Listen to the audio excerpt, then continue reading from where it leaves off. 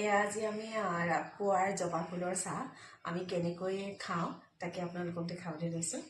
আৰু ইয়াত প্ৰথমে আমি 5পাহ জবা ফুল আমি ছিঙি আনিছোঁ। গছৰ 5পাহ ফুল আছে আৰু 5পাহ ফুল আমি এনেকৈ ধুই লৈছোঁ।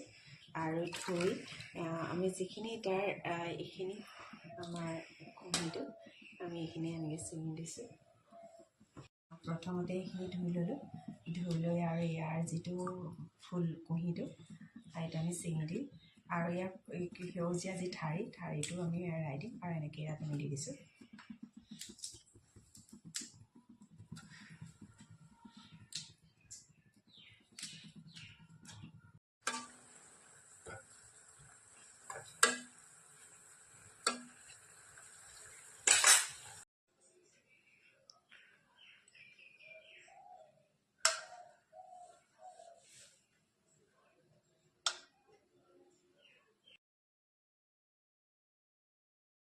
ইমান ধুনীয়া লাগিছে জবা ফুলৰ চাহ।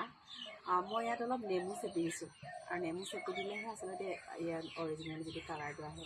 ইমান ধুনীয়া লাগিছে জবা ফুলৰ ইয়াৰ চাহ। আৰু মই কেতিয়াবা এনেধৰণে বাহিৰতো বহি চাহ খাওঁ যদি সময় সুবিধা মিলে।